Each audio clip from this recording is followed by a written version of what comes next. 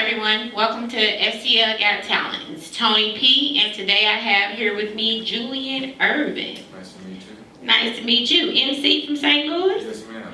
Okay. Julian, why don't you tell me a little bit about yourself? How did you get into MCing? Well, right now, I used to start off playing instruments as far as the piano, saxophone. When I was in middle school, I played saxophone in a jazz band. And I would always see my friends messing around with the drum sets and just listening to music in class. Just seeing how it would all connect, from Satin Down, the song from my father. And it just took a general step, so I picked up the guitar, and it took me to a whole different field of music, per se, as rap and urban hip hop. It took me as far as like country and jazz and blues, and see where it all came from and how it all ties into one. And then I was with my friend Lavelle Splits, Lavelle Splits for City Slicker. We did a mixtape together, and he was like, yo, I'm gonna put this mixtape out, I want you to rock a couple shows with me, I want you to just help me with it. And I was just like, I felt like it was always something I was running from. I always wanted to be a musician, never per se wanted to be a rapper or a singer. But he inspired me when I picked up the mic and we do shows, open up shows with Wash U, Sadat X, Big Brother Ali, Salute, a lot of big names. So I mean, seeing that all come together and just watching him put it together by himself, buying the CD covers, printing it up, shooting the videos by himself, it inspired me to do my own thing. As far as that's why I'm here today. I represent Good Action, represent Cold-Blooded Interscope, I represent myself, that's YBMP, that's Young Black Male Perspective, and that's why I'm here today. Okay, that's good. So you had a passion that you were kind of keeping hidden, so to say, from yourself, and you decided to finally unleash that.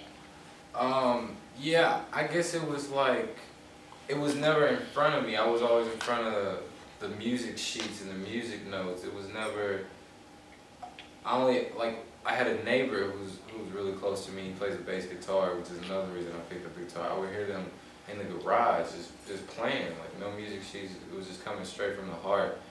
And it was just another reason I grew up in the music neighborhood. So it's like, it all ties into one. Like, I wouldn't say it inspired me, it just brought another creation out of me, because that's not my only field of music. I would rather do live house bands or rock shows for, like, play the house music for Jay-Z or Alicia Keys, play the guitar for them in their band. But if it gives me the opportunity to do my own and make my own music, I would take it up. Okay, so what would be your advice, or what would you say to someone that potentially wants to get off into the music industry, not necessarily being a singer or rapper, but just wanted to have an influence or an impact in that field? What would be your advice to them? Know what you want to do, because what we see on TV is not always what it seems. They make it seem like lights, camera, action. Everybody talks about the same thing, but behind the closed doors, we really don't know what's going on. We really don't know the agenda that's being promoted behind the music that they're pushing to the industry, or they're pushing to our youth, our kids. As far as, you turn on a video and you might see a black female doing some provocative things, per se, in almost every video you see. Right. And 20 years down the line, we want to look at this and just, is this what we all about? This is what they want to feed us. So I'm just here to bring back substance to the music, per se, as the image that they want to portray, is what it's like being black growing up, from a camera shot to actually really living their life. Not every black kid has to grow up and become a system stereotype. You never know what was dealt in that hand for that child or that person to make certain decisions in their life, to live some way or do certain things or make a certain decision. So I mean, I think a lot of people are confused as far as what they see on the videos and what they hear in the lyrics. Kids listen to this and they ride around and they live this. This is their embodiment, because they feel like they can connect to this person, but this monster is behind them, feeding them millions of dollars to promote this, something that they don't have. Okay. So when we, years to come hear the name Julian Ervin, you're going to leave behind your legacy. Yes, ma'am. And you want your legacy to be basically simple and put the truth about real life and dealing with real issues and being respectful of ourselves. Yes, ma'am. As a culture, as a race, as a humankind.